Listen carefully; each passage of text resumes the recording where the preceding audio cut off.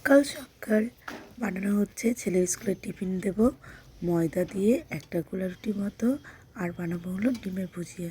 এই দেবো আজকে ছেলের স্কুলের টিফিন। যাই হোক, ভিডিও প্রথম বলবো, আমার ভিডিও যে যেখান থেকে দেখছো বা দেখছেন তাদেরকে জানাই অসংখ্য ধন্যবাদ, আর সেই সঙ্গে সবাইকে নমস্কার ও ভালোবাসা জানিয়ে আমি আমার ভিডিওটা শুরু করছি। এই যে ময়দার মধ্যে কিচ্ছু না, শুধু ময়দা, নুন আর জল দিয়ে ভালো করে মেখে নিয়েছি। যেরকমভাবে পিঠে বানানোর যে গোলাগুলো মাখা হয় ঠিক সেভাবেই মেখে নিয়েছি। তারপর কড়াইতে দিয়ে বেশ হাত লাগাইনি, মানে কড়াই ঘুরিয়ে ঘুরিয়ে গোল মতো বানিয়েছি। এটা কিন্তু আবার অনেক সময় ফুলে উঠে পুরো রুটির মতোই হয় এই গোলা রুটি। আর এর সঙ্গে দেবো হলো ডিমের ভুজিয়া। ডিমের ভুজিয়া বানানোর জন্য কড়াইতে দিয়ে দিলাম সর্ষের তেল, আর দিয়ে দিলাম পেঁয়াজ, দিয়ে দেবো কাঁচা লঙ্কা, আর দিয়ে দেবো একটা ডিম। এই হবে আজকে হলো ছেলের স্কুলের টিফিন। ছেলেকে স্কুলে টিফিন দিয়ে নিজেরাও টিফিন সেরে তারপরে তো হবে দুপুরে রান্নাবান্না। আর আজকে তো দুপুরে রান্নাবান্না একদমই সাদামাটা সিম্পল, খুব মানে আগের দিন বেশ রিচ হয়েছিল, আজকে একটু হালকার মধ্যেই যাবে। হবে হলো পালং শাক ভাজা, আর এই যে পালং শাকটা আজকে বড়ি দিয়ে বানাবো, তাই বড়িগুলো ভেজে নিচ্ছি। আর বড়িটা একটু ভাজা ভাজা হয়ে গেলে এর মধ্যে দিয়ে দেবো পালং শাক। আর পালং শাকটা কিন্তু আলু, বেগুন, সিম সব কিছুই দেওয়া হয়েছে। আর এখন আমি নুনটা দেবো না, রেখে রাখবো, পরে নুনটা দেবো।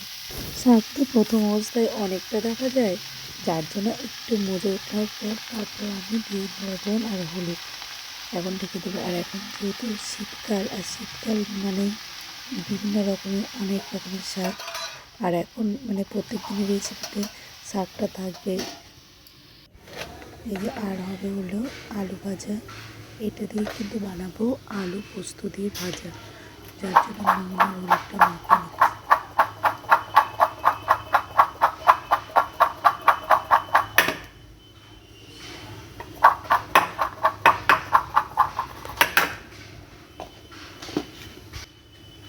তারপর হবে হলো সিম আর বেগুন ভাজা।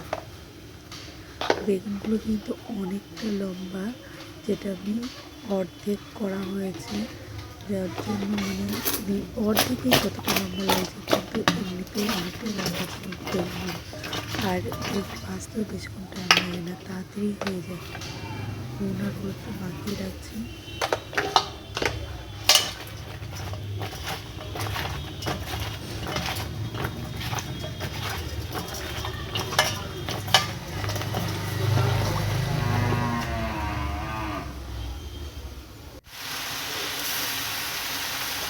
এর মধ্যে দিয়ে দিলাম লঙ্কা,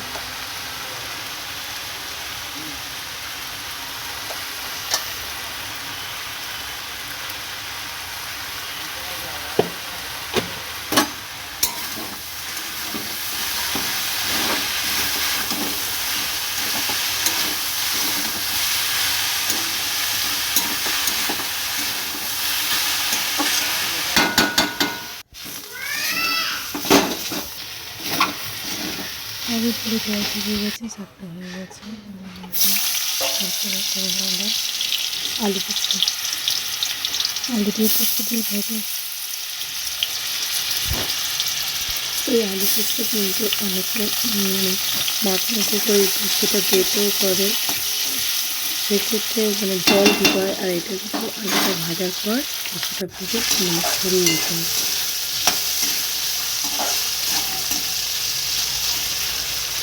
ডালের সঙ্গে বলতে আমাকে ভালো লেগে, বিশেষ করে মুগ ডালের সাথে।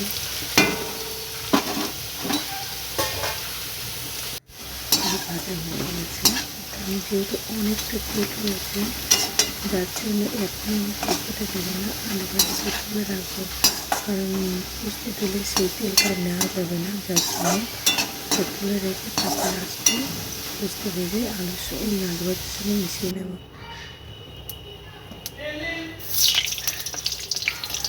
তারপরে এই তেলে আর একটু তেল দিয়ে এই বেগুনগুলো ভেজে নিচ্ছি।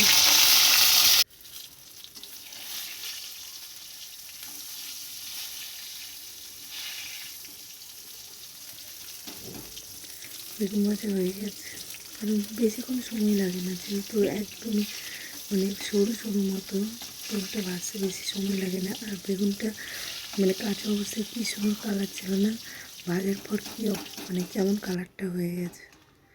এরপর কয়েকটা পাঁপড় ভেজে নেব।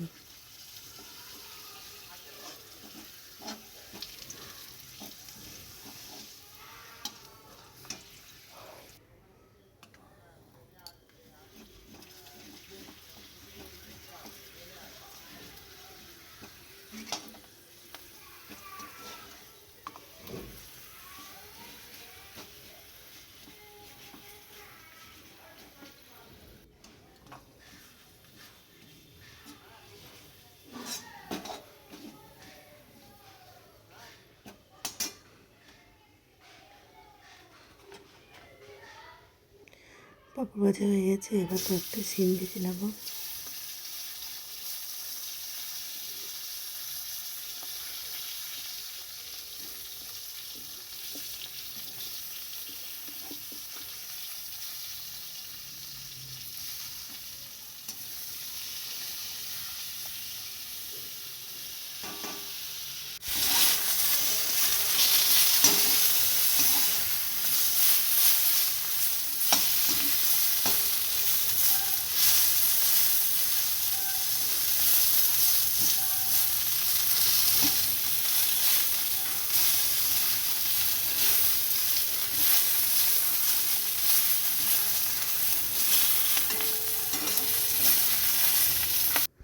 সিমও ভাজা হয়ে গেছে, এবার বাকি হলো ডালটা।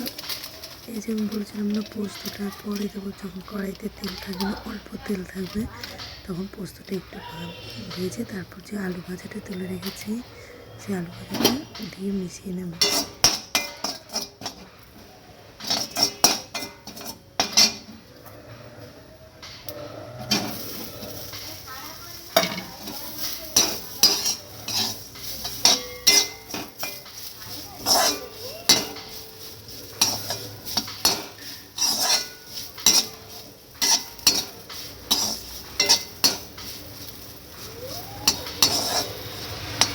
দেখতেও ভালো লাগে।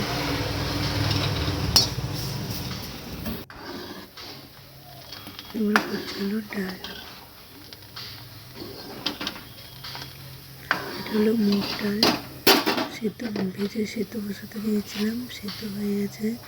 এবার একটু নুন আর হলুদ দিয়ে মিশিয়ে নেব।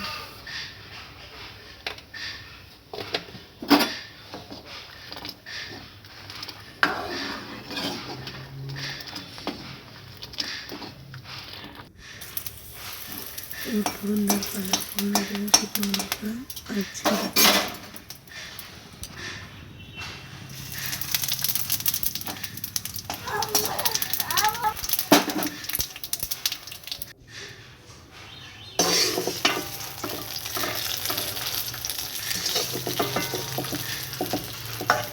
যত রান্নাবান্না কমপ্লিট, এবার দুপুরে খাওয়া দাওয়ার পালা। তার আগে থালার মধ্যে ভাত নিয়ে নিয়েছি। যাই হোক, এবার সুন্দর করে সাজিয়ে নেব, তারপর সুন্দর করে খেয়ে নেওয়ার পালা। আর রান্না যাই হোক না কেন, একটু থালাটা সুন্দর করে সাজিয়ে নিলে খাওয়াটাও সুন্দর হয়। যাই হোক, ভিডিওটি আজকের মতো এইটুকু। টাটা, বাই বাই, দেখা হবে নেক্সট ভিডিওতে। ততক্ষণে সবাই ভালো থাকবেন আর আমার ভিডিও দেখে যাবেন। আর সোম থেকে রবি আমি আমার বাড়িতে কী কী রেসিপি রান্না করি তা দেখতে হলে কিন্তু অবশ্যই থাকতে হবে আমার চ্যানেলে। আর ভিডিওটা শুরু থেকে শেষ পর্যন্ত দেখার জন্য আবারও সবাইকে জানাচ্ছি অসংখ্য ধন্যবাদ।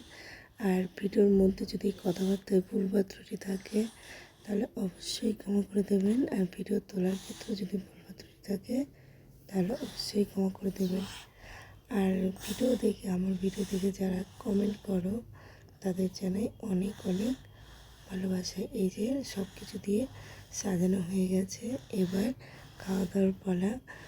আর আমি এখানে পাঁপড় ভাজাটা নিতে ভুলে গেছি, পাঁপড় ভেজেছি, তারপর মনে পড়েছে আবার পাঁপড় ভাজাটা নিয়ে নিলাম।